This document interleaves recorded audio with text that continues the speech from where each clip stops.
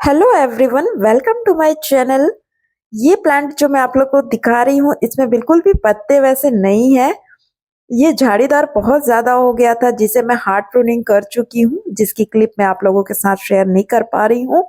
इसका नाम है ब्लूबेल वाइन प्लांट, थनबेर्गिया या ब्लूबेल फ्लावर प्लांट। ये एक परमानेंट फ्लावर प्लांट है। ये बहुत ही सुंदर दिखता है।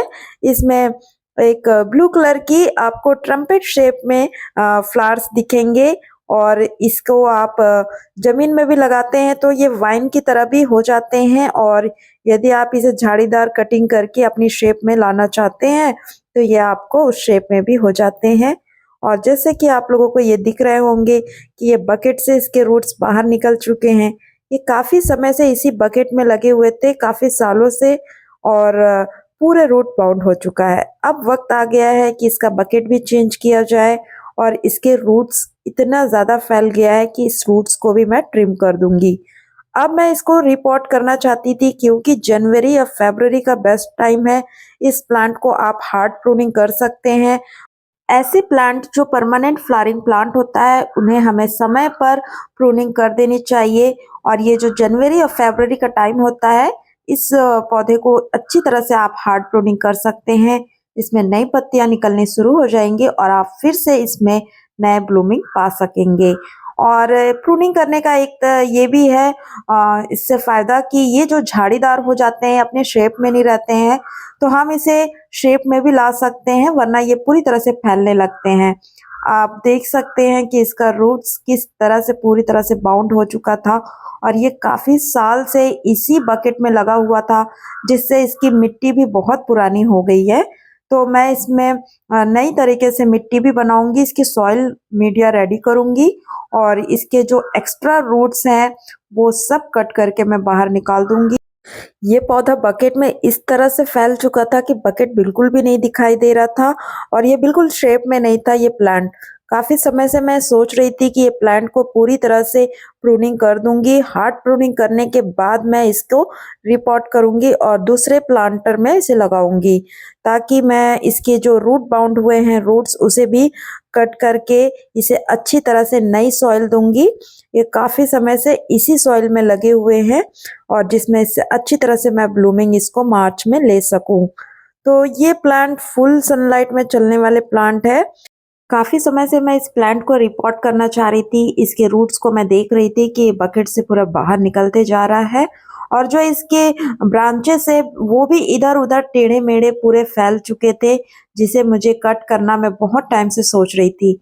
वैसे इसीलिए मैं इसकी वीडियो नहीं बनाने का सोची थी, और मैं इसे पहले ही कट कर दी थी। बाद में जब मैं इसे रिपोर्ट करने लगी तो सोची दोस्तों, ये इस तरह से पौधे जो आपके यहाँ भी रूट बाउंड हो चुके रहते हैं, बहुत पुराने समय से बकेट में लगे होते हैं, तो मैं आप लोगों के साथ भी शेयर कर सकूं कि इसे कट करने के बाद किस तरह से हम रिपोर्ट कर सकते हैं, और हम इसके रूट्स को किस तरह से कट करें, और इसे हम कैसे रिपोर्ट करें जिससे प्लांट्स शॉक में ना जाए। ये सारा कुछ मैं आप लोगों के साथ शेयर करूंगी। और ये जो सॉइल दिख रहा है, मैं इसी कंटेनर का लिया हुआ सॉइल को ही यूज कर रही हूँ, कुछ सॉइल।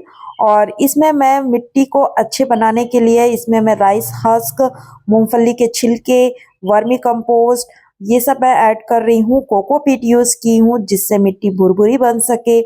और राइस हस्क और मूंगफली के छिलके का एक यूज ये भी है कि मिट्टी भुरभुरी तो बनती है, साथ ही साथ ये मिट्टी के साथ डिकम्पोज होने के बाद ये खाद का भी काम करती हैं। तो इस तरह से आप राइस हस्क और मूंगफली के छिलके को भी मिट्टी में सॉइल मीडिया में यूज कर सकते हैं। और मैं आधे रूट्स को कट करने के बाद इस प्लांट्स को मैं वाटर में डिप करके रखी हुई थी, जिससे इसकी जो बाकी सॉइल है लूज हो सके, और इसके बाकी के रूट्स को मैं बहुत आसानी से कट कर सकूं। क्योंकि इसमें पूरे सॉइल थे तो मुझे रूट्स दिख नहीं रहे थे, तो मैं इसे डिप करके छोड़ दी थी, और सारे सॉइल इसमें से लूज हो गए थे। और मैं बाकी के रूट्स को भी इसे कट करके बिल्कुल छोटा कर लूंगी, उसके बाद मैं इसे कंटेनर पे लगाऊंगी। दोस्तों, ये जो प्लांट है इसकी मैं बहुत छोटी सी कटिंग लेकर आई थी और इसी कंटेनर में लगाई थी। अब आप देख सकते हैं, रूट से पहचान सकते हैं कि इसको कितने साल हो गए थे इस कंटेनर में लगे हुए, क्योंकि ये कटिंग इसी में ही तैयार हुई थी।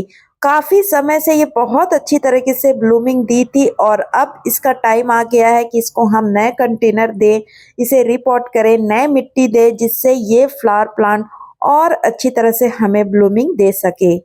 जब कोई प्लांट्स किसी एक गमले में या कंटेनर में काफ़ी सालों से लगी होती है तो एक टाइम के बाद जब वो प्लांट्स रूट बाउंड हो जाते हैं तब हमें उसकी रिपोर्टिंग करनी तो चाहिए। साथ ही साथ सॉइल भी चेंज कर देनी चाहिए क्योंकि काफ़ी सालों से लगे हुए सॉइल की न्यूट्रिशन खराब हो चुकी होती है। उस प्लांट को नए न्यूट्रिएंट की ज़रूरत होती है जो हम नए सॉइल मीडिया के रूप में उसे दे सकते हैं। और इसकी जो जड़ें इतनी ज़्यादा फैली हुई थी जिसे मैं कट कर कर के बहुत छोटा कर दे रही हूँ। जिस तरह से आप लोगों को इसकी जड़ें देखकर ही समझ आ गई होगी कि इसकी जड़ें कितनी पुरानी हैं। यदि इस तरह से कंटेनर में आपके भी कोई प्लांट्स रूट्स बाहर निकलने लग जाए, कंटेनर में रूट बाउंड होने लगे, इसका मतलब ये आपको साइन दे रहा है कि ये आप इसे रिपोर्ट करने का वक़्त आ गया है। जल्द से जल्द हमें प्लांट्स को रिपोर्ट कर देना चाहिए और ये समय तो बहुत ही अच्छा होता है जब हम प्लांट्स की कटिंग छटिंग करते हैं, उसमें नए पत्तियां आती हैं और नए ब्लूमिंग के लिए प्लांट्स रेडी होने लग जाते हैं। सॉइल मीडिया में मैं यहाँ पे हल्दी पाउडर का यूज़ कर रही हूँ। आपके पास फंजीसाइड पाउडर है तो फंजीसाइड पाउडर यूज़ कर सकते हैं।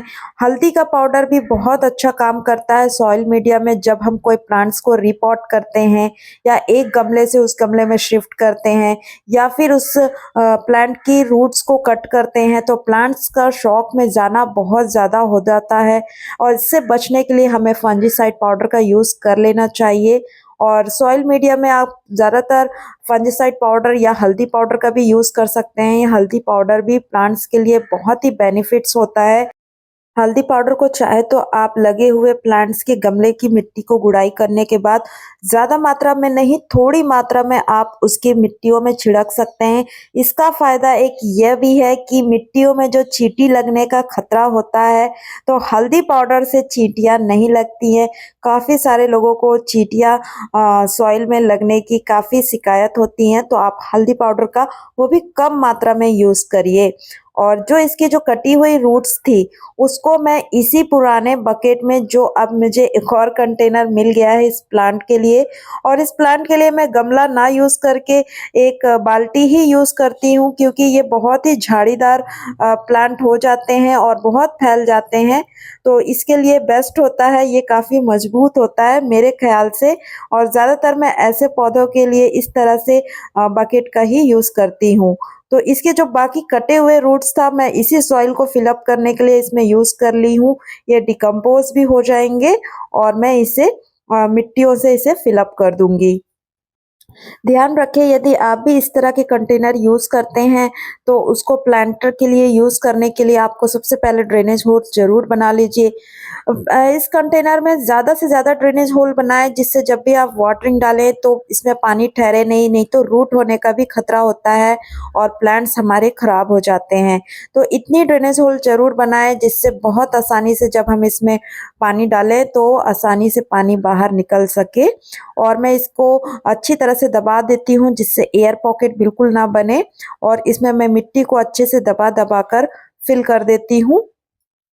फिलहाल अब इसमें मुझे कोई फर्टिलाइज़र देने की ज़रूरत नहीं है क्योंकि जब मैं इसकी सॉइल मीडिया रेडी की थी तो इसमें मैं बहुत अच्छी तरह से खाद भी डाल दी थी और जो हमारे वर्मी कंपोस्ट है और ये मूँगफली के छिलके हैं, राइस हस्क है, ये सभी खाद का काम ही करेंगे।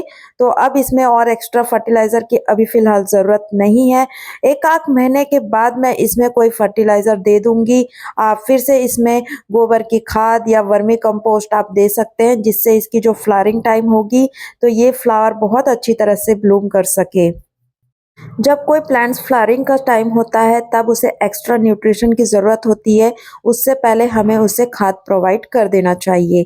और ये जो रिजल्ट मैं आप लोगों को दिखा रही हूँ ये करीबन 10 दिन के बाद का रिजल्ट है और आप इसमें देख सकते हैं छोटी छोटी पत्तियां निकलनी शुरू हो गई हैं और ये प्लांट्स की ग्रोथ अच्छी तरीके से हो रही हैं। और रिपॉट करने के बाद मैं इसे काफ़ी दिनों तक 10 दिनों तक मैं सेमी शेड जगह में रखी थी। अब इसे आप फुल सनलाइट में रख सकते हैं। इतनी पत्तियां निकलने के बाद आप इसे फुल सनलाइट में रखें। इससे प्लांट की सर्वाइव अच्छी होगी, ग्रोथ अच्छी होगी, क्योंकि जो ये प्लांट है फुल सनलाइट में सर्वाइव करने वाला प्लांट है। इस प्लांट को दिन में 7 से 8 घंटे की धूप की ज़रूरत होती है, तो इस प्लांट को ऐसी जगह प्लेस करें जहां से आपको दिन में 7 से 8 घंटे की धूप आसानी से मिल सके। और ये प्लांट्स को आप जब इसकी पत्तियां और बड़ी होने लगे तो आप इसको शेप में लाने के लिए कटिंग कर सकते हैं, जिससे ये प्लांट शेप में रहेगा और दिखने में भी अच्छा रहेगा। वरना ये प्लांट्स बहुत ज़्यादा फैलने लगते हैं और झाड़ीदार हो जाता है। तो दोस्तों आप देख सकते हैं कि ये प्लांट्स की ग्रोथ कितनी अच्छी तरीके से हो रही है। अब ये प्लांट्स पूरी तरह से रेडी हैं ग्रोथ के लिए। तो उम्मीद है आपको आज की ये मेरी वीडियो अच्छी लगी होंगी और यदि आप मेरे चैनल पे नए हैं तो चैनल को सब्सक्राइब कर लीजिएगा। वीडियो अच्छी लगे तो वीडियो को लाइक एंड शेयर करिएगा। Thanks for watching my video.